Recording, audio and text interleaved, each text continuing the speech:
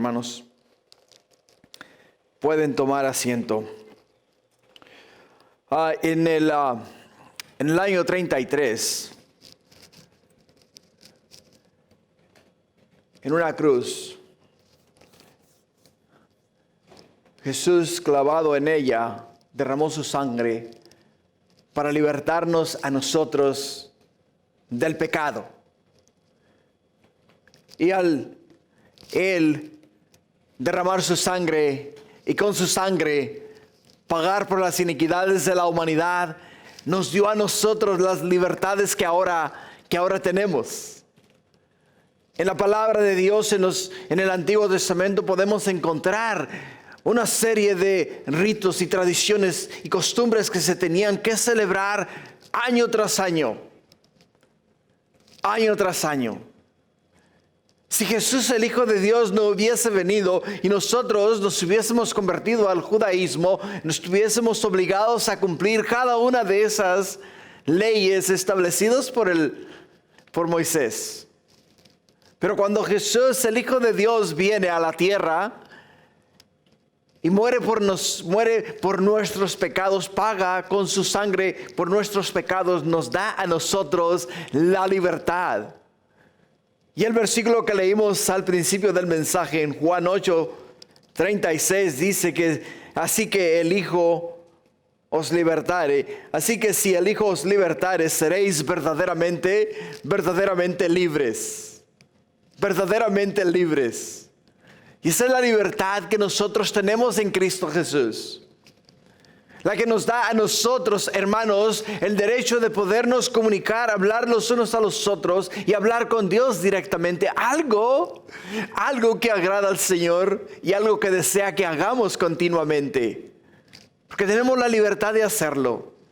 Antes teníamos que hacerlo a través de el sacerdote, trayendo al sacerdote nuestra ofrenda, dando en las manos del sacerdote o dejando en las manos del sacerdote nuestra ofrenda. El sacerdote agarraba la ofrenda, la sacrificaba, la ofrecía a Dios y a través del sacerdote nos comunicábamos nosotros con Dios. Pero ahora nosotros tenemos la libertad de hacerlo directamente con Dios. Porque el Cordero de Dios que quita el pecado del mundo derramó su sangre para darnos a nosotros esa libertad. Ahora hay algo muy importante, hermanos, que debemos de entender. La libertad es un privilegio. La libertad es una bendición. La libertad, hermanos, es algo que tiene un precio. La libertad que tenemos en Cristo Jesús, el precio de la libertad que tenemos en Cristo Jesús fue pagada con sangre. La sangre de Jesús nos da a nosotros esa libertad. De la misma manera, quiero que sepas que el día de hoy, los que yacemos en la nación de los Estados Unidos tenemos igual libertades, hermanos, de entrar y salir, de ir a nuestra iglesia con la Biblia bajo el brazo, hablar a cualquier persona del Evangelio de Jesucristo e igual ser parte de todas las actividades públicas que se presentan aquí dentro de esta nación. Pero igual, así como le costó la sangre, como costó la sangre de Cristo Jesús para libertarnos del pecado a nosotros, a muchos soldados americanos les costó su sangre o derramaron su sangre para dar a nosotros la libertad que el día de hoy gozamos. Así es de que hoy día, hermanos, no pase como un día desapercibido. Que ninguno de nosotros se olvide de lo que costó la libertad de la cual nosotros gozamos. Que podemos movernos sin que nadie nos esté vigilando. Que podemos entrar en cualquier lugar sin que nadie nos lo prohíba. Que podemos hablar, dar nuestra opinión sin que nadie nos diga cállate la boca, que no tienes ningún derecho de hacerlo. Lo podemos hacer porque tenemos libertad de expresión. Tenemos muchas libertades y somos no solamente libres, sino que tenemos la libertad de adorar a nuestro Dios. Pero de igual no te olvides que esa libertad fue ganada con sangre. Con sangre. Hay quienes dieron su vida para que tú y yo pudiésemos ese día estar en ese santuario sin tener temor de que alguien va a entrar por esas puertas y nos va a acribillar a balazos aquí. O sin que si alguien te mire en la calle caminando con tu Biblia bajo el brazo, te categoricen como una persona que debe de ser eliminada. ¿Por qué? Porque eres un cáncer para la sociedad y vas en contra de los principios y ideales de la nación. Por ello es que este día, al celebrar nosotros el 4 de julio, como ustedes pueden ver, vengo bien patriota. Traje mi camisa de 4 de julio y no solamente la llevo con aquel honor, sino que me siento privilegiado de hacerlo por el hecho de que estoy en una nación donde me da todas las libertades que necesito para alabar a mi Dios. Así es de que, hermanos, es una bendición para nosotros celebrar este día, el 4 de julio. Y es por ello que tenemos que tener en mente el día de hoy que cuando salgas de aquí de la casa de Dios y vayas a celebrar con tus familias, recuerdes que cada momento que pases junto con tu familia en libertad, recuerdes que esa libertad le costó la sangre a un soldado americano, para que tú este día pudieses hacer un barbecue en tu casa, pudiesen tus familiares venir a tu casa y poder disfrutar de un tiempo de familia en libertad. Así es que gloria a Dios por ello, gloria a Dios por ello. Vamos a tomar un momento, vamos a hacer una oración por esta nación, ¿qué les parece? Y después entramos en el estudio. Vamos a entrar ahora en Romanos capítulo 15, versículos del 1 al 6, pero antes quiero orar por la nación.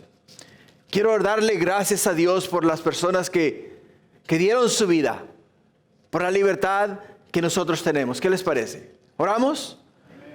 Pues ¿por qué no nos ponemos de pie por un segundo? En honor y reverencia a nuestro Dios y en agradecimiento a aquellos que dieron su vida para que nosotros pudiésemos tener esta libertad, vamos a hacerlo así. Padre, gracias. Gracias, mi Dios, mi Rey, mi Señor, mi Salvador.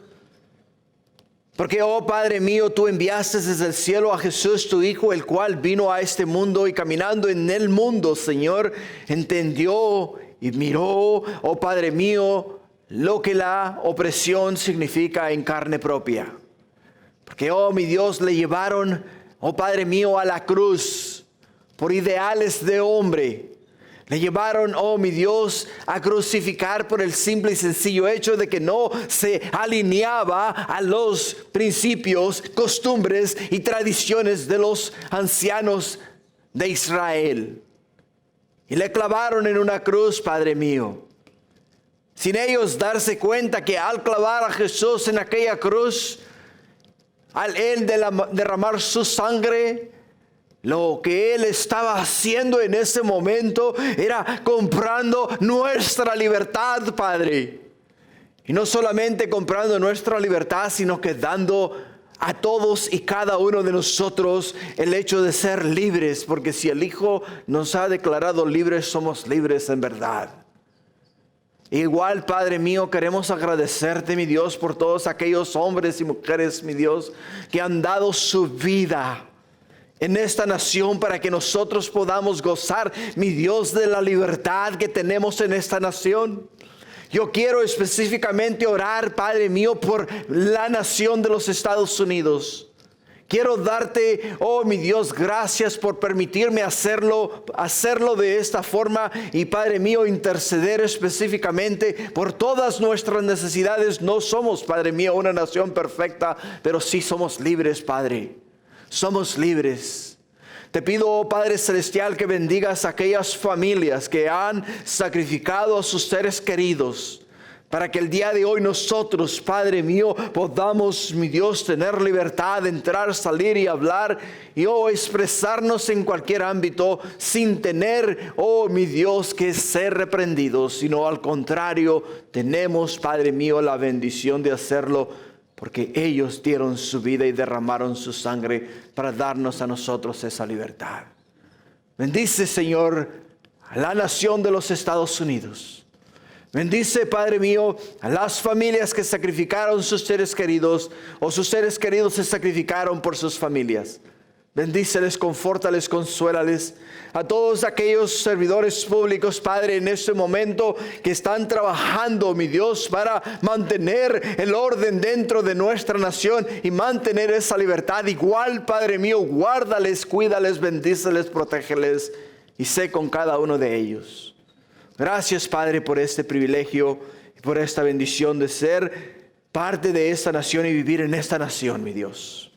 Gracias, mi Señor, por el privilegio de ser llamado tu Hijo y de haber sido liberado y libertado por la sangre del Cordero, la sangre de Jesús. Gracias, Padre. Ahora te pedimos tu bendición en el nombre de Jesús. Amén. Amén. Gloria a Dios. Pueden sentarse. Romanos capítulo 15, versículos del 1 al 6. El tema, la comunión fraternal. Pablo está tratando todavía de los deberes mutuos de los miembros de la iglesia. Y especialmente de los más fuertes hacia los más débiles en la fe. Este pasaje nos da un resumen maravilloso de las señales que deben caracterizar la comunión fraternal, o más bien dicha, la relación entre los hombres. Y más que nada ante la iglesia, el cuerpo de Cristo. El tema de la semana pasada, hermanos, fue: ¿tienes tu fe? ¿Tienes tu fe? Fue el tema de la semana pasada. La Escritura nos dice: si tienes tu fe, tenla para contigo delante de Dios. Eso es lo que nos dice la Escritura. Pero igual también nos dice: bienaventurado el que no se condena a sí mismo en lo que aprueba. O sea, cuando la Escritura nos habla a nosotros de tener fe, nos dice el Señor en su palabra que esa fe, la cual, hermanos, nosotros debemos de tenerla para nosotros mismos, delante de Dios. Porque nosotros muchas veces decimos: creemos en Dios, esperamos en Dios, pero luego eventualmente maquinamos un plan y tratamos de resolver el problema a nuestra manera, no dándole a Dios la oportunidad de obrar en nuestras vidas para luego hacer milagros, maravillas y señales. Por ello dice: ¿tienes tu fe? Tenla para contigo. O sea, espera en Dios. Espera en Dios. Y muchas veces dices tú: estoy esperando en Dios y he esperado en Dios por tanto tiempo ya que nada pasa. Tengo que hacer algo. Por ello dice lo siguiente: bienaventurado el que no se condena a sí mismo en lo que aprueba. Pero el que duda sobre lo que come es condenado porque no lo hace con fe. Y todo lo que proviene de fe y todo lo que no proviene de fe es pecado. Por ello, hermanos, ejercitar nuestra fe es de suma importancia. ¿Por qué razón? Por el simple y sencillo hecho de que cuando tú y yo ejercitamos nuestra fe y hacemos una decisión basado en lo que Dios nos ha dado, lo que Dios nos ha mostrado, hermanos, nuestras decisiones son sólidas, son perfectas, son únicas y agradan a Dios. Y no tenemos fallo en ninguna cosa. Por ello es, hermanos, que el apóstol Pablo está tratando ¿con quién? Está tratando con las personas, aquellos que son fuertes en su fe en Cristo Jesús, y aquellos que son débiles, que son débiles en Cristo Jesús. El fuerte mira a alguien comer y beber, mira a alguien ir y venir, hacer, entrar y salir, hacer y no hacer, y no le afecta su caminar con el Señor. ¿Por qué? Porque su fe está en Cristo Jesús. Pero el débil mira a una persona comer y beber cosas que en el Antiguo Testamento la palabra de Dios condena. Dicen ellos, oh, esa persona está fuera de la voluntad de Dios, esa persona se va a condenar, esa persona está desagradando a Dios. Cuando Dios nos ha dado a nosotros la libertad de gustar todo lo que Dios ha limpiado. Y el apóstol Pablo sigue tratando con ese tema. ¿Por qué? Porque en el tema de hoy, la comunión fraternal, nos habla de cómo debemos tratarnos los unos a los otros y no agradarnos a nosotros mismos, sino agradar a nuestro prójimo. Eso es lo que nos habla y lo que nos va a hablar el mensaje de hoy. Desde una perspectiva bíblica, ¿qué significa esto? Que tenemos a Cristo, hermanos, como ejemplo nuestro. Tenemos a Cristo como ejemplo nuestro. Porque ni aun Cristo se agradó a sí mismo, antes bien, como está escrito, nos dice, Jesús recibió todos los vituperios de los que lo vituperiaban. Y no solamente los recibió, sino que cayó. Y no solamente cayó, sino que esperó en la voluntad del Padre. Y al esperar en la voluntad del Padre, demostró no solamente a Dios y a aquellos que estaban alrededor de Él, sino a nosotros también, obediencia única a la voluntad de su Padre, a la voluntad de Dios. Y muchas veces nosotros, hermanos, cuando nos vemos en una situación difícil, optamos inmediatamente por trazar un plan y hacer algo al respecto, porque si no hacemos algo, sentimos que nos vamos a hundir. Nos vamos a hundir. Y Dios no quiere eso. Dios no quiere eso de nosotros. Dios nos ha dejado a Jesús como ejemplo de lo que es la comunión fraternal. ¿Por qué? Porque Jesús nos dice en su palabra una y otra vez que Jesús quiere que nosotros seamos uno como Dios y el Hijo son uno.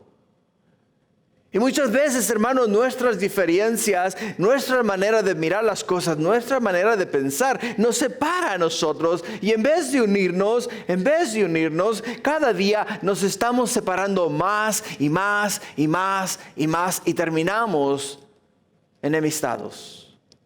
Por cosas tan simples y sencillas que en realidad no vale la pena discutirlas. Y comienza en el versículo 1 del capítulo 15, el apóstol Pablo diciendo lo siguiente: así que los que somos fuertes debemos soportar las flaquezas de los débiles y no agradarnos a nosotros mismos. Si te consideras a ti mismo fuerte en comparación con tu hermano, mi sugerencia es la siguiente: usa tu fuerza para servir a tu hermano en Cristo, en lugar de utilizar tu fuerza solamente para agradarte a ti mismo. Así que los que somos fuertes debemos soportarnos, dice la palabra de Dios, las flaquezas de los débiles. ¿Y qué nos quiere decir la palabra soportar? La palabra soportar significa lo siguiente: significa cargar, significa llevar, significa acarrear. Eso es lo que significa la palabra soportar. Ahora, la exhortación es a cargar con las flaquezas de los débiles. ¿Y qué significa la palabra flaqueza? La palabra flaqueza significa ausencia de fuerza debido a la debilidad de la fe. La ausencia de fuerza. En otras palabras, personas de poca fe. Personas de poca fe. Y cuando miramos las cosas desde la perspectiva de Dios y miramos lo que nos dice el apóstol Pablo acá en estas palabras, dice que los que somos fuertes debemos ¿qué? Debemos llevar, dice, debemos cargar, ¿qué? Debemos cargar las debilidades de aquellas personas que son débiles en la fe. Y no usar nuestra fuerza para agradarnos a nosotros mismos. Decir, oh mira, esa persona, qué fácil, o con qué cosas más insignificativas se condena a sí mismo. Y reírnos de él, reírnos de esa persona. Cuando en realidad te voy a decir, lo que nos dice el apóstol Pablo es que para poder nosotros ministrar a esa persona de una manera efectiva, tenemos que bajarnos nosotros de nuestra nube y ponernos al nivel de aquella persona. Simple y sencillamente ponernos al nivel de ella, de esa persona. Porque cuando estemos nosotros al nivel de esa persona, le vamos a poder mirar no de arriba hacia abajo, sino que le vamos a poder mirar a los ojos. Y al mirarle a los ojos, vamos a poder mirar el lugar o las áreas donde esa persona está sufriendo o batallando. Y por ello, hermanos, para nosotros es de suma importancia entender la exhortación del apóstol Pablo. La exhortación que él nos da a nosotros en esta porción de la Escritura. Ahora, ¿te has preguntado qué significa agradarme a mí mismo? Muchos dirían, no, ¿sabes qué? Agradarme a mí mismo es darme todo lo que a mí me gusta. Recibir todos los placeres que yo quiero. Well, no necesariamente. ¿Por qué? Porque esto va con nuestros tiempos, el cual aconseja a personas que menosprecian a los demás a simple y sencillamente ponerte en los zapatos de ellos. Ponerte en los zapatos de ellos. Podemos ver un ejemplo en las Sagradas Escrituras de alguien que quitó los ojos de Dios y los puso en sí mismo. Buscó consejo sabio y no le gustó el consejo sabio. Simple y sencillamente dijo, no, ese consejo a mí no me agrada, no es de mi agrado. Y buscó consejo en otro lugar. Si vas conmigo a Primera de Reyes, capítulo 12, versículo 10. Primera de Reyes 12:10 nos habla acerca de Roboam cuando recibió el reino de su padre Salomón. Y cuando recibió el reino de su padre Salomón, todos los ancianos del pueblo vinieron y le rogaron a él diciéndole, Roboam, tu padre Salomón fue un hombre muy duro, muy recio. Nosotros nos impuso cargas muy pesadas y difíciles de llevar. Le dicen a él, Roboam, aliviánanos la carga y te vamos a servir todos los días que tú vivas. Roboam les da a ellos un lapso de tiempo de 3 días para contestarles a ellos si les va a alivianar la carga o no les va a alivianar la carga. Roboam consulta a los ancianos le dicen a Roboam, escucha el consejo, escucha la súplica, escucha el ruego, escucha el clamor del pueblo, aliviánale su carga y ellos te servirán a ti para siempre te servirán. Y no le gustó el consejo de los ancianos a Roboam. Y en Primera de Reyes 12:10 dice que entonces buscó consejo de los jóvenes. Entonces los jóvenes que se habían criado con él respondieron diciendo: así hablarás a este pueblo que te ha dicho estas palabras. Tu padre agravó nuestro yugo, mas tú disminúyenoslo algo, así les hablarás. El menor dedo de los míos es más grueso que los lomos de mi padre. Ahora pues, mi padre os cargó con pesado yugo, yo os añadiré a vuestro yugo. Mi padre os castigó con azotes, mas yo os castigaré con escorpiones. O sea, podemos mirar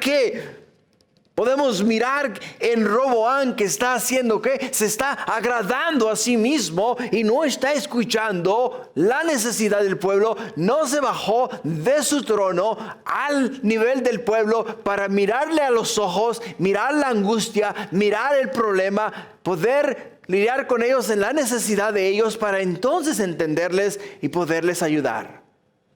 Sino que desde su trono miró hacia abajo y lo único que miró a él fue: no, se tienen que someter ellos a mí y no yo a ellos. El apóstol Pablo simple y sencillamente nos dice acá en el versículo 1 que los que somos fuertes debemos soportar las flaquezas de los débiles y no agradarnos a nosotros mismos. Los que somos fuertes, los que tenemos, hermanos, el conocimiento y la sabiduría, la palabra de Dios, el conocimiento de lo que nos dice el Señor en su palabra. Tenemos que bajarnos al nivel de aquellas personas que aún son débiles en la fe, mirarles directamente a los ojos y decirles a ellos: ¿cómo te ayudo? ¿Cómo te ayudo? ¿Quieres que quizás nos sentemos a conversar? Dialoguemos un poco acerca de lo que tú miras en la palabra que te causa a ti condenación. Quizás sea necesario que le invites a tomar un café. Quizás sea necesario que le lleves a comer. No sé, quizás sea necesario que después del servicio te quedes con ellos 15, 20 minutos, quizás hasta una hora. Si es lo que se requiere para poder llevar las flaquezas de los que son débiles. Porque si tú les miras hacia abajo, tú que eres espiritual, tú que eres fuerte en el Señor, no consideras las flaquezas de aquellos que apenas están comenzando a caminar en el Señor. Entonces, simple y sencillamente estás viviendo para agradarte a ti mismo. Y es algo que no agrada al Señor. Continuando en el versículo 2, escucha: cada uno de nosotros agrade a su prójimo en lo que es bueno para edificación. Nuevamente, cada uno de nosotros, o sea, la exhortación es que individual. La exhortación no es a manera de grupo ni a manera de iglesia, es individual. Dice: cada uno de nosotros agrade a su prójimo en lo que es bueno para la edificación. El agradar cada uno de nosotros a su prójimo es un llamado simple pero desafiante. Desafiante. Pablo después escribió de el mismo tema en Filipenses capítulo 2 versículos 3 y 4, donde escribió las siguientes palabras: nada hagáis por contienda o por vanagloria, antes bien con humildad, estimando cada uno a los demás como superiores a él mismo, no mirando cada uno por lo suyo propio, sino cada cual también por lo de los otros. Esto no significa que la iglesia es gobernada por los antojos de los débiles. Una preocupación genuina por los débiles significa un intento de hacerles fuertes al conducirles fuera de sus escrúpulos irracionales para que ellos también puedan ser fuertes. Nos dice Morris: Agradar a nuestro prójimo no debe ser visto como una forma de convertirnos en ser un hombre complaciente. ¿Te das cuenta? Porque se puede malinterpretar. Se puede malinterpretar. Es como agradar a tus hijos y complacerles en todo lo que ellos quieran, aunque no sea bueno. Solamente para mantener la paz, solamente para mantener la armonía, solamente para que no te formen una pataleta en el supermercado o para que no empiecen a llorar en las tiendas y te hagan pasar vergüenza. No significa nada de eso. La exhortación es de agradar al prójimo en lo que es bueno para edificación. ¿Te das cuenta? Para edificación. Muy seguido a los cristianos les resulta más fácil destruirse el uno al otro en lugar de fortalecerse mutuamente. ¿Cómo nos destruimos unos a los demás? ¿Cómo nos destruimos unos a otros? Simple y sencillamente, hermanos, porque no estamos dispuestos a bajar nuestras personas al nivel de la persona que apenas está comenzando a caminar en el Señor y aún entretiene o aún practica algunas de las costumbres y tradiciones antiguas. Te compartía la semana pasada respecto a mis creencias católicas. Lo que para mí era piedra de tropiezo, lo que la Escritura claramente me dice a mí que tengo libertad de hacer. Para mí comer carne en la Semana Santa era condenación segura. Era condenación segura. ¿Y sabes qué es lo que hacían los cristianos? Cuando yo recién comenzaba a caminar con el Señor. Y yo les decía a ellos que no debíamos de comer carne en esa semana. ¿Qué idiotez es esa? Me decían a mí. O sea, en vez de decirme a mí, mira, ¿sabes qué? La palabra de Dios nos dice a nosotros que todo lo que Dios ha limpiado, no lo considere el hombre inmundo. Y otra cosa, simple y sencillamente, no quiere decir el hecho de que tú comes carne, que te estás comiendo el cuerpo de Cristo. Porque eso es lo que nos enseñan a nosotros, hermanos, en la iglesia tradicional. Y yo con esa convicción viví por varios años. Hasta que finalmente, no fue un hermano, ni fue mucho menos el pastor que me ayudó a mí a salir de este hoyo. Fue la palabra de Dios. Fueron las Sagradas Escrituras las que me sacaron a mí de ese hoyo. Pero si hubiese sido mucho más fácil y mucho más rápido si un hermano me hubiera agarrado a mí del brazo, me hubiera explicado en las Sagradas Escrituras y quizá en un lapso de 3 meses, después de haberme convertido al cristianismo, hubiese salido de ese hoyo. Algo que me tomó tiempo. Por ello la palabra de Dios nos dice a nosotros que debemos bajarnos al nivel de la persona. ¿Para qué? Para exhortarles, hermanos, para ayudarles y para edificarles. Para edificarles. La palabra edificar significa construir. Construir. Y nuestro llamado es ayudar a nuestro prójimo, especialmente si es débil en la fe, a crecer en la fe. Eso es nuestro llamado. Si tú miras una persona que aún está medio tambaleando o que no está caminando fuerte con el Señor, no saquen la Biblia y con la Biblia le des por la cabeza tratando de despertarlo, simple y sencillamente porque tú eres fuerte, para decirle que está haciendo mal. No, ¿sabes qué? Siéntalo y en amor háblale. ¿De qué? Háblale de las decisiones que está haciendo, de los lugares que está frecuentando, de las cosas que está bebiendo o cosas similares, ¿no? Que no se alinean con las Sagradas Escrituras. Tienes tú la responsabilidad delante de Dios, ayudar a tu hermano débil en la fe a crecer en su fe. Es lo que nos dice la Escritura. Continuando en el versículo 3. Porque ni aun Cristo se agradó a sí mismo, dice. Antes bien, como está escrito, los vituperios de los que te vituperaban cayeron sobre mí. Cayeron sobre mí. Jesús es el máximo ejemplo de alguien que no se agradó a sí mismo, sino que puso a los demás primero. Es el máximo ejemplo. Podemos ver en el libro de Juan donde Él mismo nos dice a nosotros, el Hijo del Hombre no vino para ser servido, sino para servir. Lo que podemos ver en la Escritura. Pero hermanos, el apóstol Pablo lo pone de una forma pero tan hermosa, pero tan maravillosa, que no se puede explicar mejor.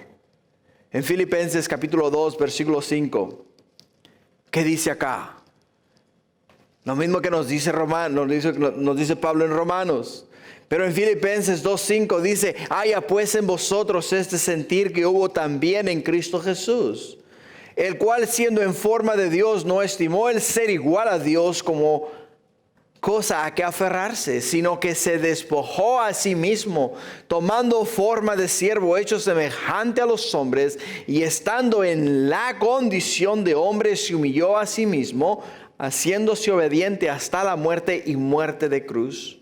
Por lo cual Dios también le exaltó hasta lo sumo y le dio un nombre que es sobre todo nombre, para que en el nombre de Jesús se doble toda rodilla de los que están en los cielos y en la tierra y debajo de la tierra, y toda lengua confiese que Jesucristo es el Señor, para gloria de Dios Padre. De la forma que Jesús recibió abuso y sufrió males, para la gloria de Dios cumplió lo que estaba escrito en la palabra de Dios. Jesús mostró su ejemplo. El Hijo de Dios mostró su ejemplo en su mayor parte. ¿Por qué? Por el simple y sencillo hecho, hermanos, de que vino a ¿qué? Vino a bendicarnos a nosotros. Vino a pagar por nuestros pecados. Vino a derramar su sangre para que con su sangre nosotros pudiésemos ser libres del yugo del pecado. Y no solamente nos ha dado libertad, sino que nos ha hecho a nosotros hijos de Dios. Pero no fue porque desde los cielos Él miró hacia abajo y dijo, mira, si esos pecadores leyeran la Biblia y si esos pecadores entendieran mi palabra, pudiesen ser mejores. No, Él bajó de los cielos, dejó su corona, se quitó sus vestiduras reales, tomó un cuerpo humano, entró en ese cuerpo humano y vino y se puso delante de los hombres. Les miró a los ojos y miró en ellos la necesidad que había de un Salvador, y les dijo, yo soy el Salvador del mundo. Ahora, ¿estás tú dispuesta a seguir ese ejemplo? ¿Estamos dispuestos, hermanos, a bajarnos de nuestra nube? A bajarnos de nuestra espiritualidad y decir nosotros, Señor, ayúdame a ministrar al necesitado. Ayúdame a fortalecer la fe del que no tiene fe. Y ayúdame a encaminarlos en su fe para que puedan crecer en fe en el Señor. Recuérdate que tenemos que tener una comunión fraternal. Una comunión, hermanos, quiere decir compañerismo. Estamos llamados a acompañarnos y a ayudarnos los unos a los otros. Eso es lo que estamos llamados a hacer. De otra forma, hermanos, estamos fallando en nuestro llamado a Dios, a servir a Dios. Porque es verdad, todos nosotros tenemos diferente capacidad de aprendizaje. Hay quienes con el simple hecho de leer la Escritura una sola vez tienen una forma de retener lo leído que se lo recuerdan por el resto de sus días y recuerdan como que si lo estuvieran leyendo por primera vez. Hay otros de nosotros que tenemos que leerlo 15, 20, 30, 40 veces y aún y así se nos pega. Somos los que necesitamos ayuda. De esos que lo leen la primera vez y lo entienden e inmediatamente lo aplican a sus vidas y crecen. Se ponen fuertes, están fuertes en el Señor y no importa lo que venga, nada les tumba. ¿Por qué? Porque tienen las promesas de Dios. Pero habemos algunos que necesitamos, ¿qué? Necesitamos alguien que nos asesore, alguien que nos ayude. De otra manera, no lo vamos a lograr. En el versículo 4, porque las cosas que se escribieron antes para nuestra enseñanza se escribieron a fin de que por la paciencia y la consolación de las Escrituras tengamos esperanza. La palabra de Dios no se escribió para luego decir, tengo la palabra de Dios.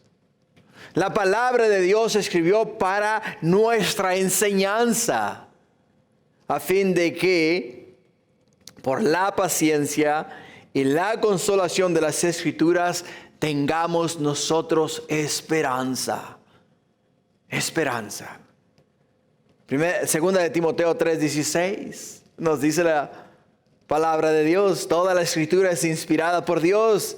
¿Y es útil para qué? Es útil para enseñar. ¿Para enseñar a quién? Enseñar al débil en la fe. Es útil para redarguir. Pero, o sea, cuando la palabra de Dios, tú la compartes con alguien o tú mismo la lees, inmediatamente vas a sentir aquel llamado a cambiar tu manera de vivir. Te va a redarguir. Porque es la palabra de Dios. Pero también es útil para corregir, para instruir en justicia, a fin de que el hombre de Dios sea perfecto, enteramente preparado para toda buena obra. ¿Te das cuenta? Para toda buena obra. La comunión cristiana debe tener como una de sus características la esperanza. El cristiano es siempre optimista y nunca, hermanos, pesimista. Siempre tenemos que pensar en qué, pensar en el futuro, pensar en las promesas, vivir, hermanos, cada día como si fuese nuestro último día que Dios nos permite la tierra, porque sabemos que cuando dejemos la tierra vamos a abrir los ojos en la presencia de Dios. La esperanza cristiana no es algo que no cuesta nada. No es la esperanza inmadura que es optimista porque no ve las dificultades ni se ha enfrentado con la experiencia de la vida. Se podría pensar que la esperanza es prerrogativa de los jóvenes. ¿Por qué?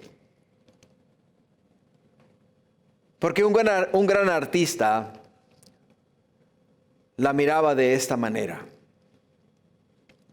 La esperanza la pintó como una figura combatida y asiada, a lo que solo le quedaba una cuerda en la lira.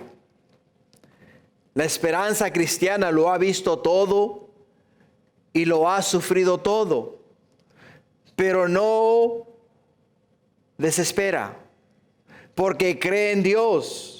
No es esperanza en el Espíritu, la bondad o el éxito humano, sino el poder de Dios. El poder de Dios. Es por ello, hermanos, que ese versículo 4 nos habla volúmenes a nosotros. ¿Por qué nos habla volúmenes?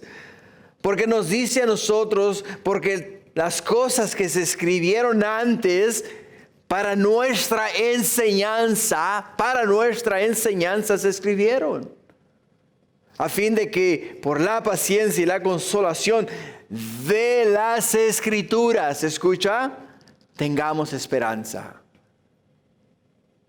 Por la paciencia de las Escrituras tengamos esperanza, hermanos. Versículos 5 y 6. Porque el Dios de la paciencia y de la consolación, pero el Dios de la paciencia y de la consolación os dé de entre vosotros un mismo sentir según Cristo Jesús, para que unánimes a una voz glorifiquéis al Dios y Padre de nuestro Señor Jesucristo. El hecho de que Pablo ponga estas palabras en la forma de una oración demuestra que él reconoce que esta es una obra del Espíritu Santo que debe hacer dentro de nosotros. Tiene que ser el Espíritu el que obra en nuestras vidas. Nuestro Dios es un Dios de paciencia. A menudo nos encontramos deprisa y parece como si Dios obrara muy lento para nosotros.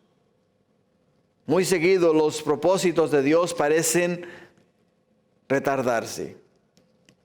Pero ellos siempre se cumplen, hermanos. Los propósitos de Dios siempre se cumplen. Y se cumplen en el momento exacto, en el día correcto, en la hora exacta. Las demoras de Dios no son negaciones. Él tiene un propósito de amor en cada momento de espera.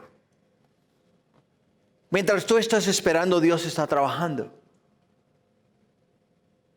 Y tú dices, ¿por qué, Señor, no ocurren las cosas ya? Señor, me hace falta un trabajo para pagar mi renta.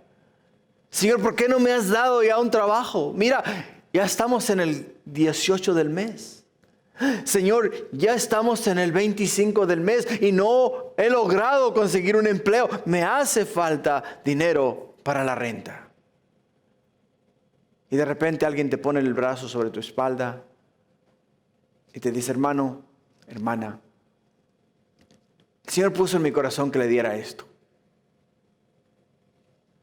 Y le pasas algo que para ti es insignificante, pero que para aquella persona es lo que necesitaba para pagar la renta. Se comió a aquella persona las uñas esperando en Dios. Se frustró, se enfermó del estómago por el estrés. Y al final del día, el Señor se apareció y le dijo, aquí tienes lo que te hace falta. Si se hubiera esperado y hubiera con paciencia confiado en el Señor, hubiera preservado sus uñas, no se hubiese enfermado del estómago y hubiera habido gozo en su ser. ¿Por qué? Porque Dios siempre hace su obra. Siempre.